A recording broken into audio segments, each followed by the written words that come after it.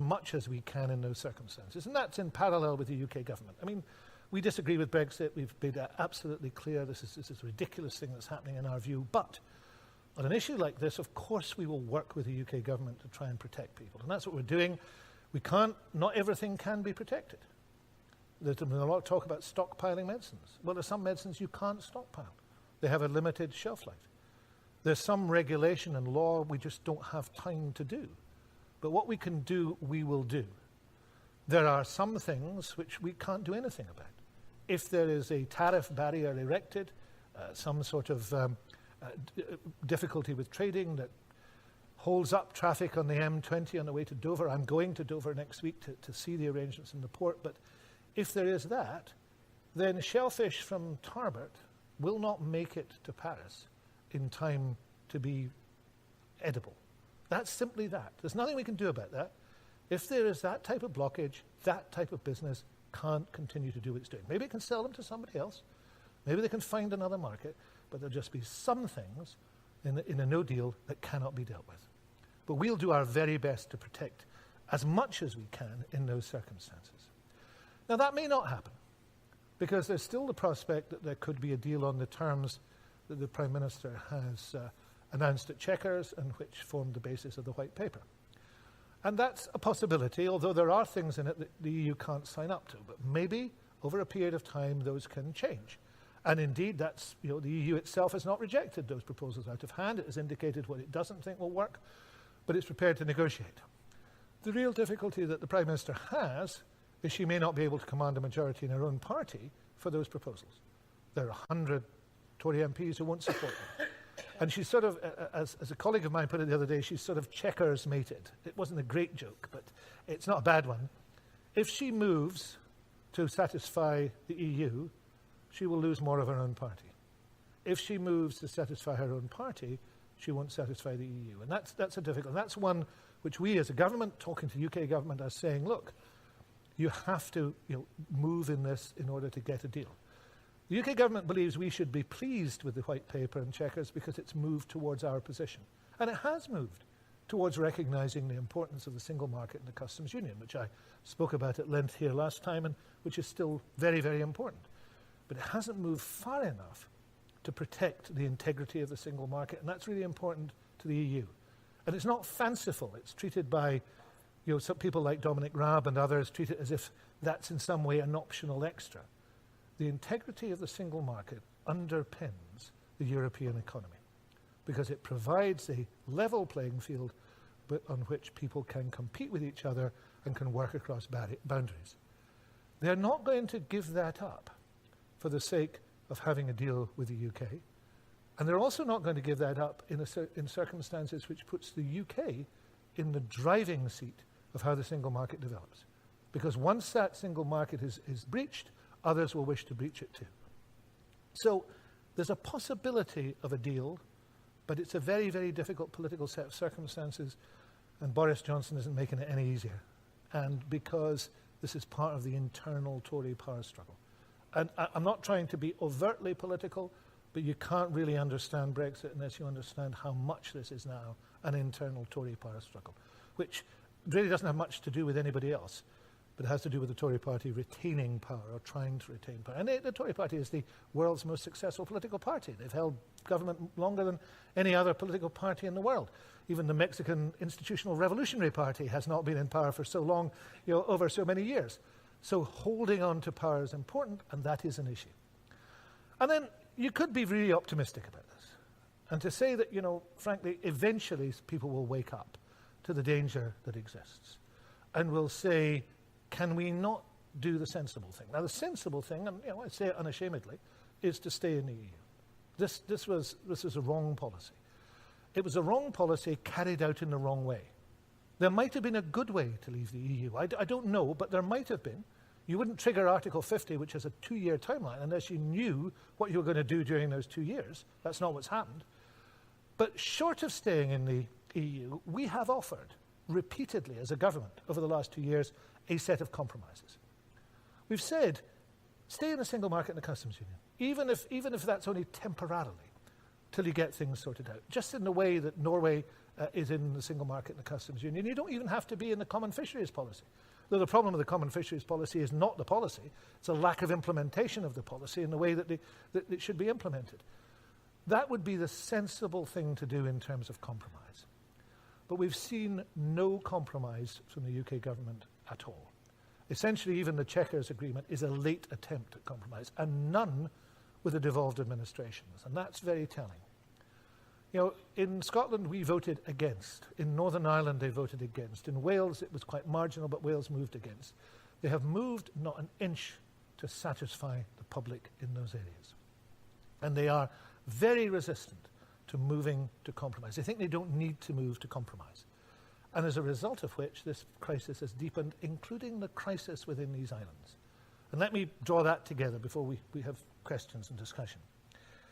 I gave evidence to the Public Administration and Constitutional Affairs Committee of the House of Commons in, I think, April. And they've just issued a report based on their inquiry into devolution. And I have to say that they surprised me with the strengths of their criticism of the UK government and its approach to devolution. And the reality is that the UK government does not respect devolution because they don't understand devolution. It's quite comforting somehow to think that there's this huge conspiracy against Scotland and Wales and Northern Ireland. There may well be people conspiring, but the vast majority of people who are in the UK government simply don't know anything about devolution. They don't know how it works, they don't understand it, and they find it very burdensome. And it's not a great role to have, I have to say. Mark Drakeford, my Welsh counterpart, and I often complain about this to ourselves. It's not a great role to have. He and I have to go to every single meeting and sit whining in the corner. But actually we do so because we have to tell people you don't understand how the system works.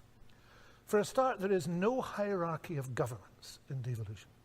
There's a hierarchy of parliaments in devolution. The UK Parliament regards itself as sovereign.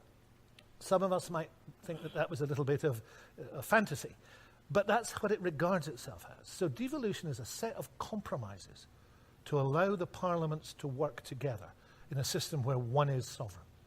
But there's no hierarchy of governments, because there are things that are devolved completely to the Scottish Parliament, just as there are things that are devolved to Wales. And those are the responsibility of the parliaments and the governments of those countries. But that's not how it's seen, and that's not how the EU withdrawal bill was put together, and it's not how a lot of the Brexit legislation has been put together.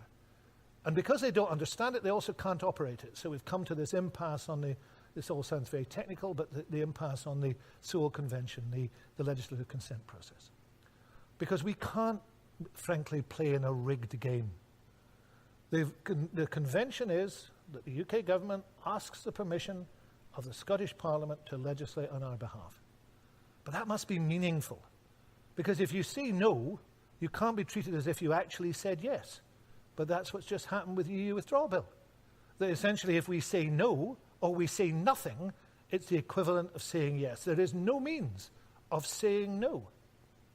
Now, therefore, we can't operate in that system, and therefore I've said to the UK government, we will not approve of any Brexit legislation that you bring to us, primary legislation, because we can't do a deal that way. And we've said to them, you put a system in where if you ask for our permission, you have to accept the outcome, and if you don't ask, we'll just do it, because they could do that. They could just say, sorry, we're not asking for this bill because it's too important to us, and therefore you can't have a say. But to pretend that consultation is meaningful, and then to say it doesn't matter what you say, simply isn't acceptable. We will cooperate on secondary legislation, the type of regulation we have to put in place for a no deal and things like that, because we have to. But on things like the current trade bill, on the withdrawal agreement bill, probably on the fisheries bill, certainly on the agriculture bill, we won't approve them, because we simply cannot trust the system to represent what the Scottish Parliament says, just as the Welsh can't trust it for themselves, and the Northern Irish, were they in session, wouldn't be able to trust it. So, to bring all this together, and I know that I have now thoroughly depressed all of you, is there any hope in this? Well, let's just look at Argyll and see what we could do. I said last time here, and I regularly say, there are three areas that Brexit will touch in every organisation and in every life, to a greater extent, a lesser extent. One is money, second one is people, Third one is regulation. Now on money, we have a serious situation. Argyll and Bute has been a net recipient of European funding, not just in agriculture funding and rural funding, which is what people think of, but also in social funding and in regional funding. And although agricultural funding is now guaranteed until the end of 2021, possibly 22, there is no guarantee on regional and social funding. In fact, we don't know how they will flow. There is a UK government idea for a shared prosperity fund, but that's all we know. There is an idea, which is probably going to be administered by Westminster. And that's big and important. There's also no access now to the European Investment Bank, where loans for big infrastructure projects were available. Now that's important in this constituency. If we look at some of the things that people want to do, a fixed link to Ling, for example, which is something that the community have wanted to do for the last 25 years. It's obvious for European regional development money, it's obvious for European Investment Bank money, it's simply not available. So there will be a financial impact here which we will feel, and we don't know what will replace it. In terms of regulation, that's going to touch every one of us. I'm always slightly entertained when I say to people, are you going to be affected by Brexit? And they say, no, of course not. And you say, well, let's explore the idea. I noticed there was a survey in one of the English regions recently, somebody was telling me about, where a company had come back and said they wouldn't be affected by Brexit in the slightest. And when they looked at the form, it said the company was about importing French and Belgian chocolates. They thought, this is a bit strange, so they went back to them and said, but how are you going to manage? They said, oh, it's okay. We don't buy them all from an agent in England. I think, well, hang on, think this through. And actually the same is true in terms of regulation. There is regulation that will touch almost every job and profession. It's just there. We just don't recognize it. Food standards. Anybody serving food in restaurants or shops, anybody manufacturing food, agri-food businesses are big, then those 98% of regulations in the food standards area come from Europe or European derived. And we simply will not have time to put every one of those into Scots law. And similarly, in terms of health and safety, environment, huge corpus of environmental legislation, question of putting in place new agricultural support arrangements, all those things people will be touched by. And they will also be touched by workforce issues. I had a meeting today up at Kilmorey with Cleland Snedden, the Argyll and Bute Chief Executive. I see him about every 3 months or so to talk things through. And they were looking, with some worry now, I have to say, at the profile of the workforce in Argyll and Bute. And beginning to realise that there was a pool of labour that would not be available to them. And that pool of labour did lots of different things. It's certainly involved in agriculture, horticulture, aquaculture. But the Scottish Government's plan to expand the number of hours of early years to 1,040, you need to increase the workforce for that, and we need a pool of labour coming in to do that. Hospitality is an area. But then throughout Scotland, it's an issue. 25% of the workforce in the research institutes of our universities comes from the rest of the EU. And although people are not everybody's leaving and not everybody will leave, though a lot of people are saying we don't like this and particularly don't like to be asked to spend 85 quid on staying here and applying for permission to stay here when we've paid our taxes all our lives, when we've contributed to the economic benefit of the area. But in those circumstances, we're not getting fresh people coming in. Because if you have a choice about what you do, what would you do? Would you come here where you're not sure, even though Scotland's been pretty good, or would you go somewhere else, particularly in terms of casual labour? There's a shortage worldwide of agricultural labour, certainly true in Europe. People can get jobs anywhere. So we've got questions of workforce, which are particularly important, money and regulation.